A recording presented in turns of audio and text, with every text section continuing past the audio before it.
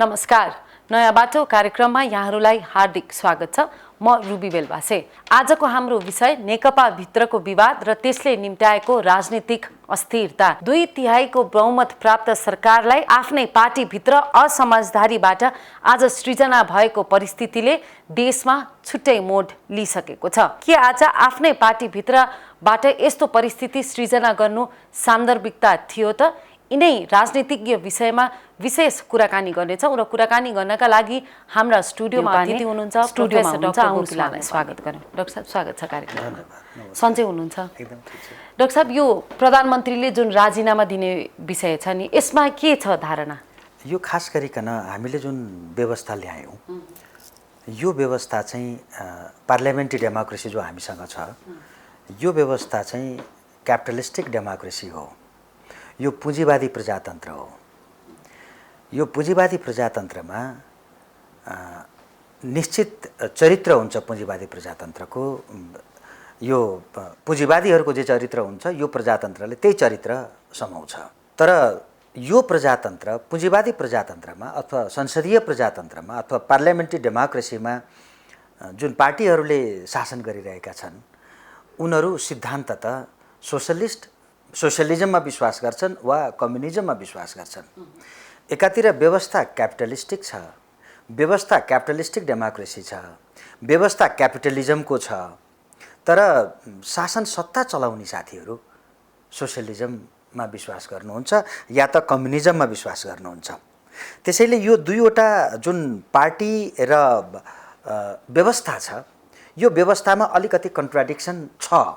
तर त्यो कन्ट्राडिक्सन हुँदाहुँदै पनि सोशलिस्ट पार्टीहरू अर्थात् कम्युनिस्ट पार्टीहरू जब मल्टिपार्टी डेमोक्रेसी अथवा पार्लियामेन्ट्री डेमोक्रेसीमा इलेक्सनमा उठ्छन्, उनीहरूले स्वाभाविक रूपमा केही क्यापिटलिस्टिक क्यारेक्टरहरू समातेका हुन्छन्।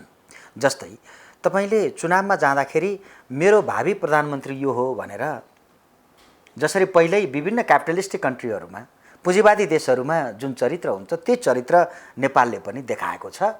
1949 को तपाईको इलेक्सनमा नेपाली काङ्ग्रेसले कृष्णप्रसाद भट्टराईलाई प्रोजेक्ट गर्यो र कृष्णप्रसाद भट्टराईलाई मान्छेले मन पराएर तत्कालीन संसदमा 211 सिट नेपाली काङ्ग्रेसको र मेजर अपोजिसनमा तत्कालीन नेकपा एमाले 70-71 सिट उसले ल्याएर मेन अपोजिसनमा थियो। त्यसै गरिकन ठ्याक्क 2017 मा त्यसको 18 वर्ष पछाडि कृष्णप्रसाद भट्टराई, जसलाई केपी भट्टराई भनौँ अहिले, केपी भट्टराईको नेतृत्वमा काङ्ग्रेसले ब्यानरमा केपी भट्टराई कृष्णप्रसाद भट्टराईको फोटो छापेर मेजोरिटी लिएर आयो। ठिक त्यसै गरिकन 2017 को आम निर्वाचनमा, संसदीय निर्वाचनमा केपी ओलीलाई ब्यानरमा राखेर उनको फोटो, उनको पोस्टरमा फोटो टाँसेर उनको पोस्टर बनाएर मेचीदेखि महाकालीसम्म, हिमालदेखि तराईसम्म भावी प्रधानमन्त्री कम्युनिस्ट पार्टीको यो हो भनेर कम्युनिस्ट पार्टीले एक्सपोज गर्यो र त्यही अनुसार निर्वाचनमा सामान्यतया एक्लैको राम्रो कम्फर्टेबल मेजोरिटी कम्युनिस्ट पार्टीले प्राप्त गर्यो।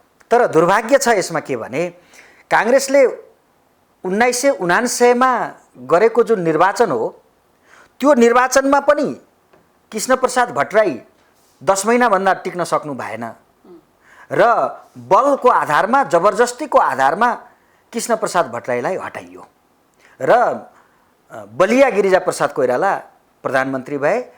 र ठिक त्यसै गरिकन अहिले केपी ओली जो प्रधानमन्त्री हुनुहुन्छ, उहाँलाई पोस्टर बिकाइयो केपी ओलीको।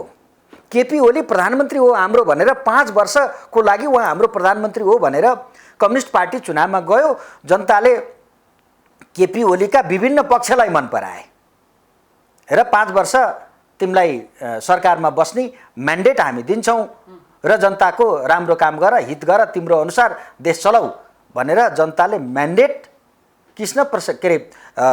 केपी ओलीको पक्षमा मतदान गरे। तर आज 5 वर्ष नपुग्दै जुन ढङ्गले सरकारलाई काम गर्न दिने अवस्था तयार भएको छैन, विभिन्न रूपमा जुन ढङ्गले उसलाई प्रधानमन्त्रीबाट हटाउने बलको आधारमा, मसलको आधारमा बहुमत भनेर जुनै कुनै पनि नाममा तपाईँको यदि अहिले केपी ओलीलाई हटाउने हो भने त्यो जनताको म्यान्डेटप्रतिको बेइमानी हो। म त्यसको ठाउँमा प्रधानमन्त्री हुनलाई जसले अहिले इच्छा गर्नुभएको छ, चाहे प्रचण्डजीले गर्नुभएको छ अथवा माधव नेपालले गर्नुभएको छ अथवा जलनाथ खनालजीले गर्नुभएको छ भने उहाँले त्यसै गरेर आगामी निर्वाचनमा आफ्नो फोटो राखेर म प्रधानमन्त्री हुने हो, मलाई मत दिनुहोस्, म यो देशको राम्रो गर्न सक्छु भनेर गएर मेजोरिटी ल्याएपछि उहाँले पनि प्रधानमन्त्री हुन पाउनुहुन्छ। त्यसैले एउटा फन्डामेन्टल कुरो के हो भने जसको नाउँमा चुनाव जितेर आइएको छ त्यो मान्छेलाई 5 वर्ष अकण्टक शासन गर्न, प्रशासन चलाउन दिनुपर्छ। उसलाई कुनै पनि किसिमको इन्टरफेरेन्स, बाहिरबाट इन्टरफेरेन्स गर्नु चाहिँ जनतालाई दिएको म्यान्डेटको विपरीत हुन्छ। र मलाई यतिखेर मान्छेहरूले प्रश्न गर्छन्, होइन उसले कामै गर्न सकेन, सरकार त पार्टीको हो, किन हटाउन नसक्ने भन्ने पनि प्रश्न आउन सक्छ। त्यतिखेर केपी ओलीलाई मान्छेले समर्थन गरेको उसको विचार अनुसार तिमी शासन गर र तिमी हामीलाई मन पर्यो भनेरै अगाडि बढ्न दिएको। त्यतिखेर झलनाथको आइडियोलोजी पनि मान्छेले हेरेनन्, अर्थात् माधवजीको पनि आइडियोलोजी हेरेनन् अथवा प्रचण्डजीको आइडियोलोजीलाई पनि मान्छेले हेरेनन्। कसलाई हेरे, कसको क्यारेक्टर हेरे, कसको पर्सनालिटी हेरे भन्दाखेरि शुद्ध केपी ओलीको पर्सनालिटी हेरे र मान्छेले मतदान गरे। त्यसैले म के भन्छु भने यो काम गर्न राम्रो सकेन, के गर्न सकेन भने त्यो फेलर चाहिँ कम्युनिस्ट पार्टीको फेलर हो। यदि केपी ओलीको सरकारले काम गर्न सकेन भने, काम गर्न सफलता प्राप्त गर्यो, त्यो कम्युनिस्ट पार्टीले सफलता प्राप्त गर्ने हो। यदि फेलर भयो भने कम्युनिस्ट पार्टी फेल हुने हो।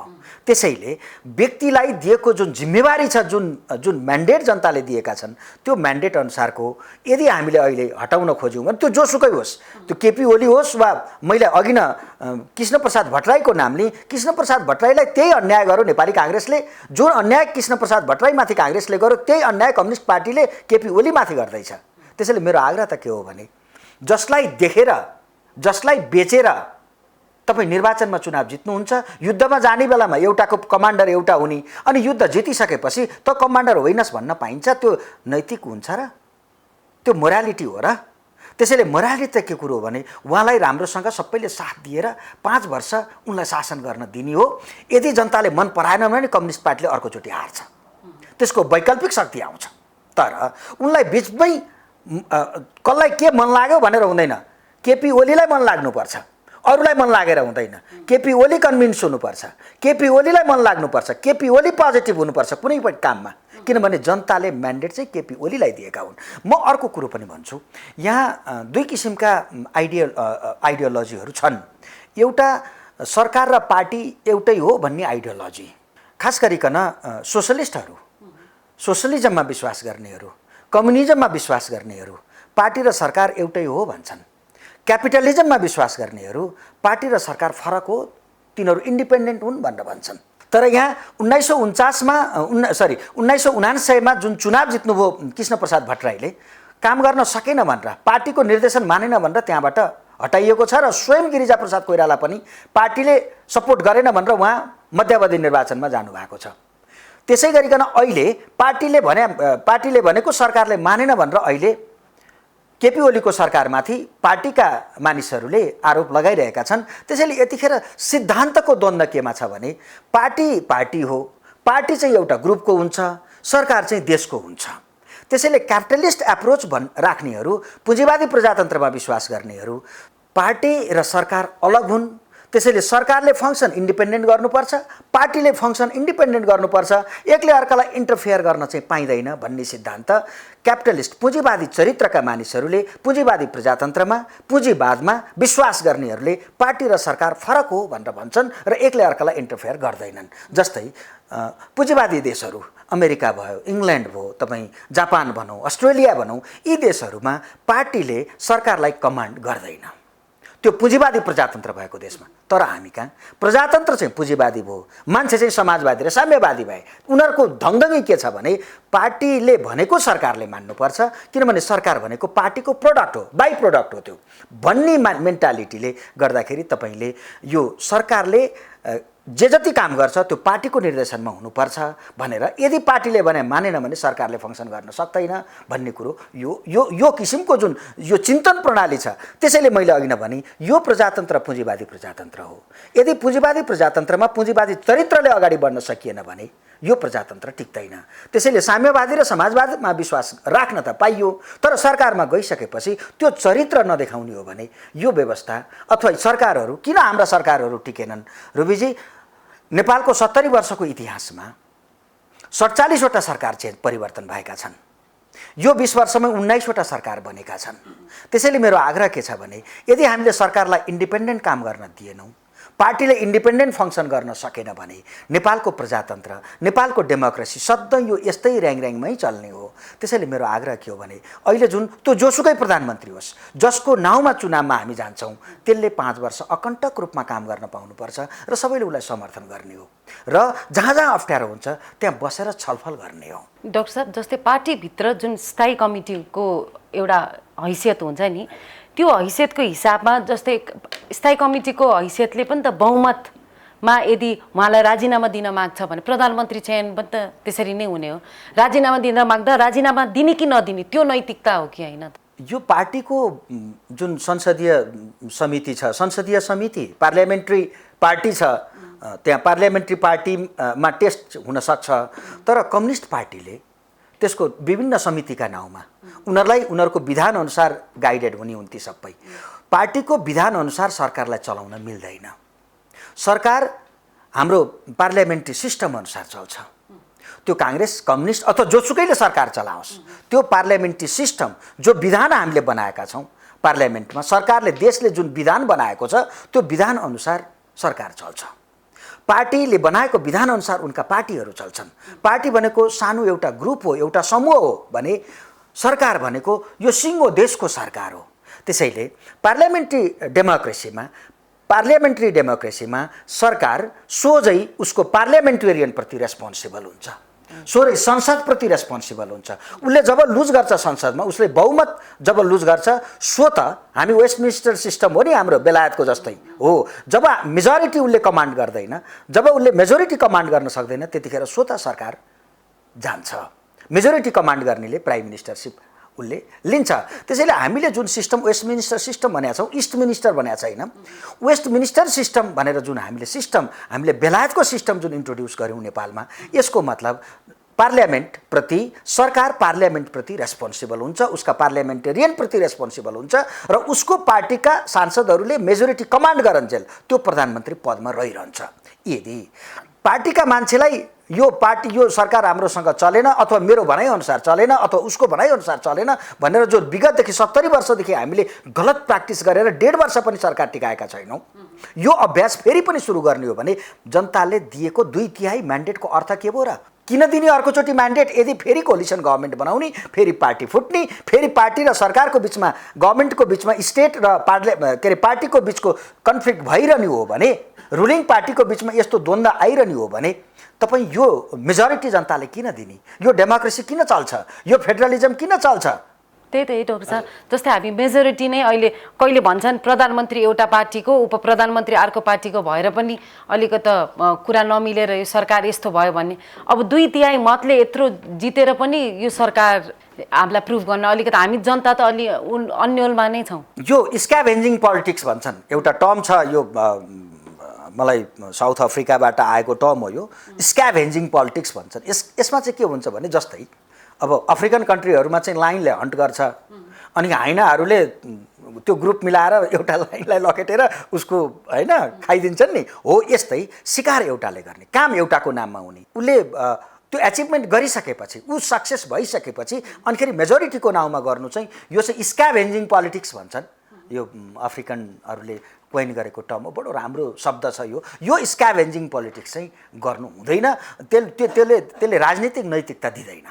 डाक्टर साहब, जस्तै प्रधानमन्त्रीले क्रिटिसिजम सुन्नुहुन्न होइन, प्रधानमन्त्रीले आफ्नै पार्टीका वरिष्ठ नेताहरूको पनि कुरा सुन्नुहुन्न, मिटिङमा आउनुहुन्न, यस्तै कुराहरू आइरहेका छन्।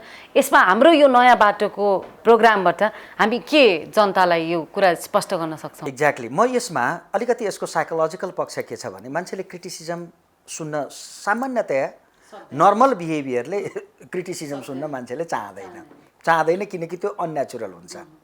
मान्छे एउटा कोर्समा गइराखेको हुन्छ, उसलाई इन्टरफेरेन्स मन पर्दैन, यो साइकोलोजिकल पक्ष हो। एज अ साइकोलोजिस्ट क्रिटिसिजम चाहिँ यदि तपाईँले क्रिटिसिजमलाई पर्सनलाइज्ड गर्नुभयो, व्यक्तिगत पारिदिनु भयो, इस्यु बेस्ड पार्नु भएन। अब हामी कहाँ यहाँ के छ भने क्रिटिसिजम चाहिँ पर्सनलाइज्ड हुन्छ। जब क्रिटिसिजम पर्सनलाइज्ड हुन्छ, त्यो क्रिटिसिजम जसको बारेमा गरिन्छ त्यसले इन्सल्ट फिल गर्छ। त्यसको साइकोलोजिकल पक्ष भनेको मैले क्रिटिसिजम पर्सनलाइज्ड भइसकेपछि त्यो उसले इन्सल्ट फिल गर्छ। मलाई पब्लिकली इन्सल्ट गर्ने भनेर भन्छ र पब्लिकली इन्सल्ट जसले भयो भन्छ त्यो मान्छे तपाईँबाट मुभ अवे हुन्छ, तपाईँबाट टाढा जान्छ। नम्बर 1 है, यो प्रधानमन्त्रीजीमा कति लागू भएको छ छैन, यो एउटा कुरा भयो।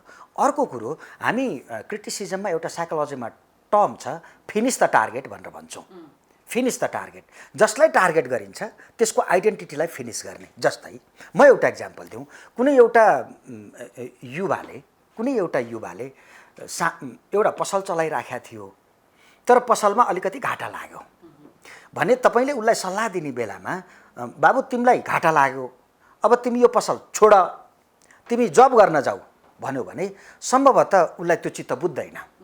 किनकि आज सानोतिनो अन्टरप्रेन्योरसिप गरिराखेका मान्छे, इन्डिपेन्डेन्ट अर्निङ गरिराखेका मान्छेलाई कहाँ जागिरे बनाउन खोज्यो मलाई म इम्प्लोइ होइन, म बन्दिनँ भनेर उसले तपाईँको जुन क्रिटिसिजम छ त्यसले उसलाई हिज अ ब्याड गाई भन्छ, ऊ राम्रो मान्छे होइन भन्न थाल्छ।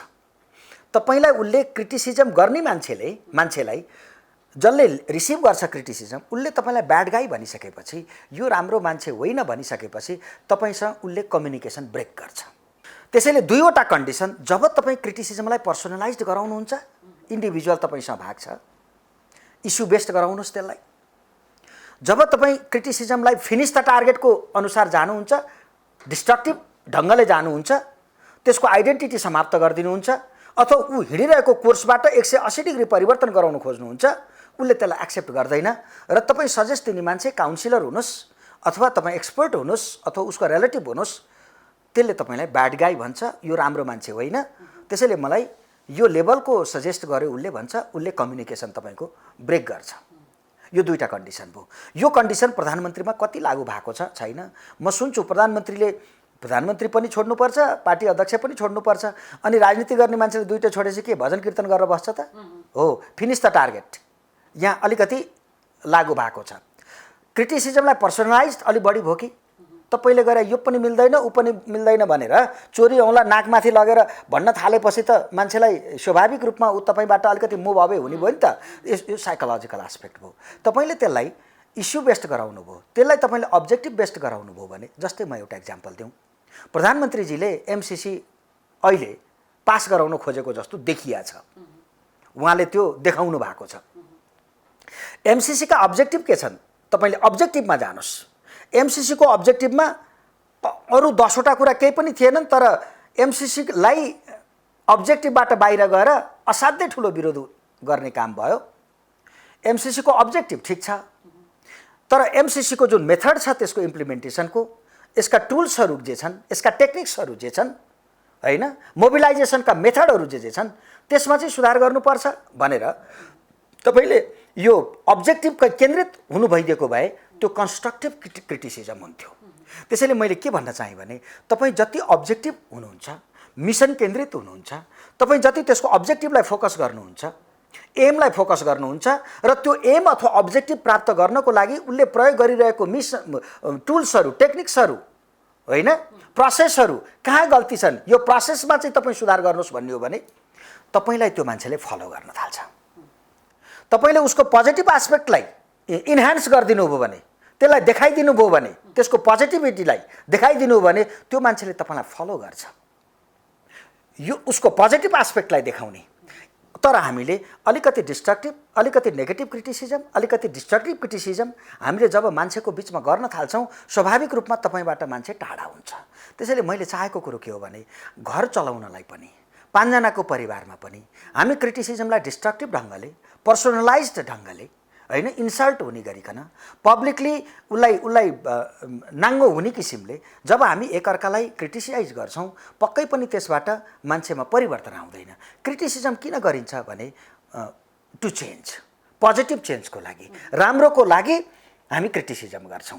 यदि हामीले उसबाट राम्रो बिहेभियर एक्सेप्ट गर्दै पनि हामीले तौर तरिका जानेनौँ, क्रिटिसिजम गर्न जानेनौँ भने, त्यसैले मैले भन्ने गरेको छु क्रिटिसिजम इज एन स्किल। यो बडो राम्रो स्किल हो।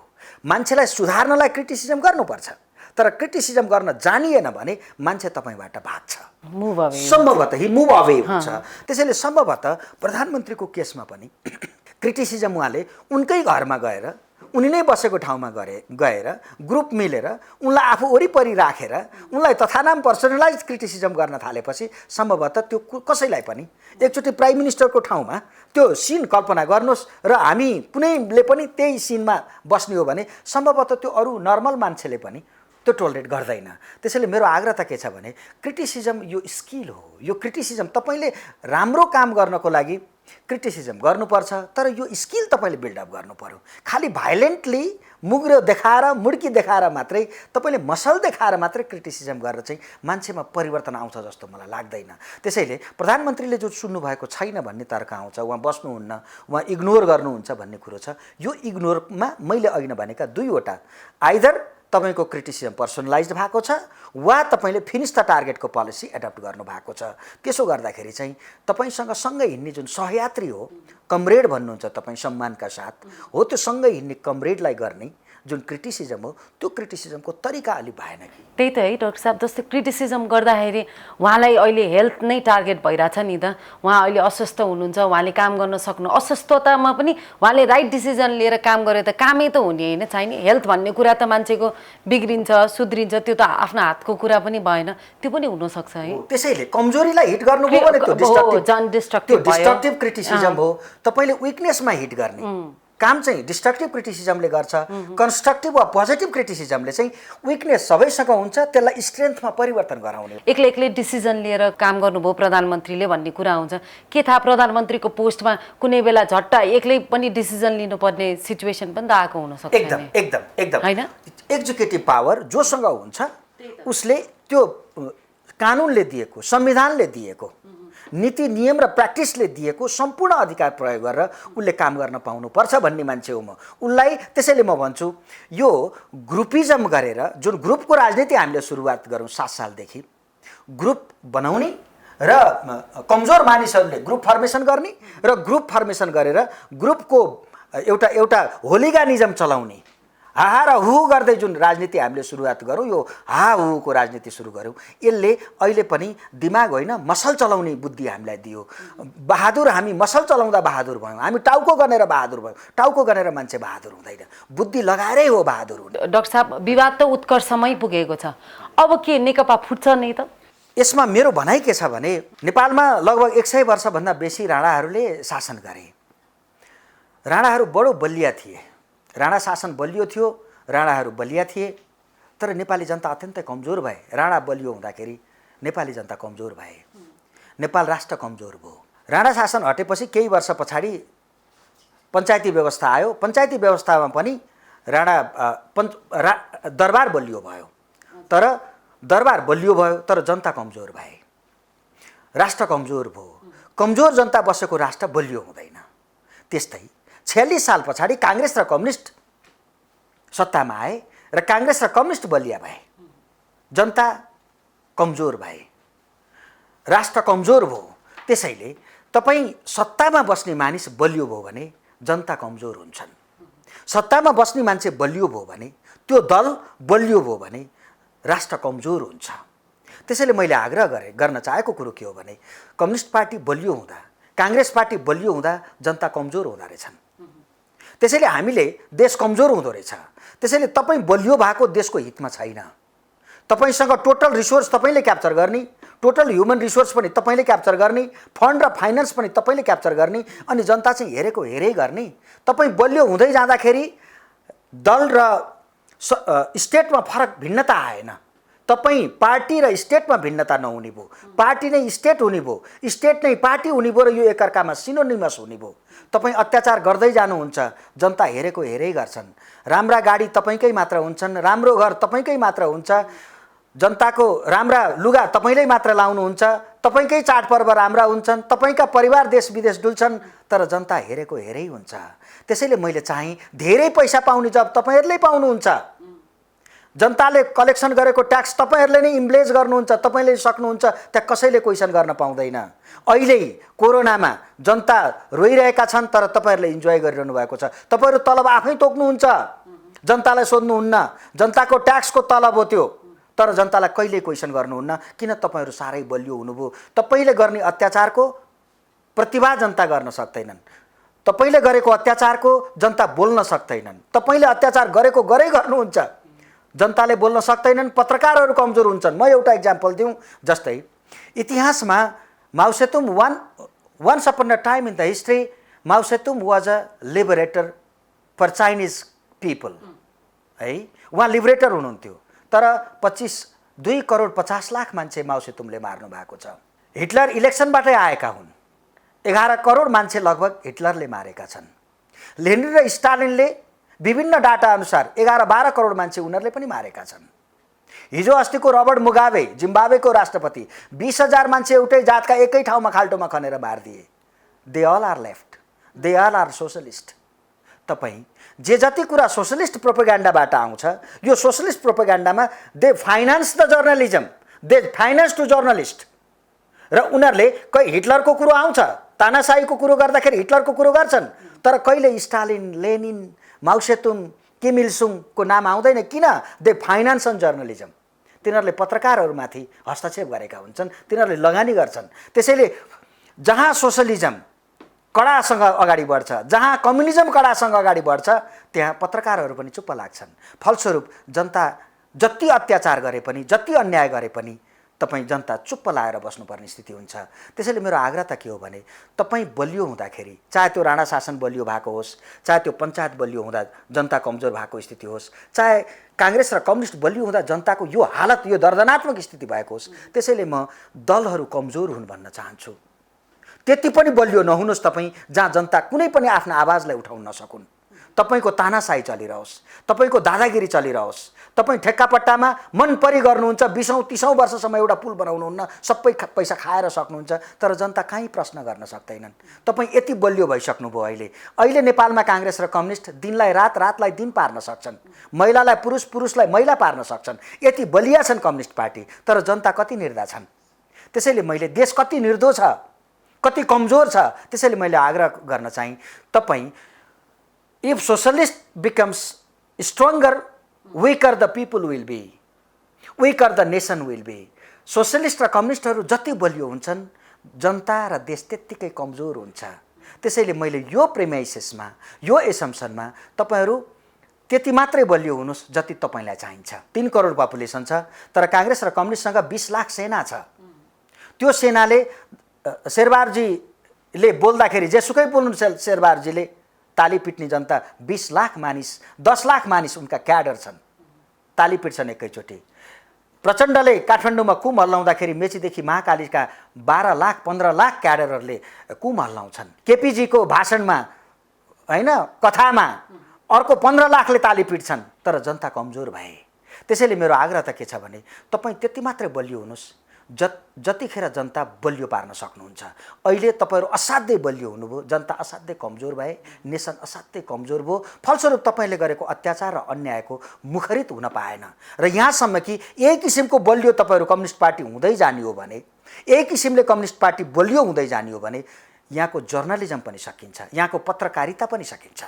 त्यसैले मेरो जसले जनताको भोइसलेसहरूको भोइस जसले आवाज निकाल्नु पर्ने हो, त्यो पनि कमजोर भएपछि अनि केवल तपाईहरुको सोशलिस्ट र कम्युनिस्टको अत्याचार सहनु बाहेक अर्को विकल्प हुँदैन।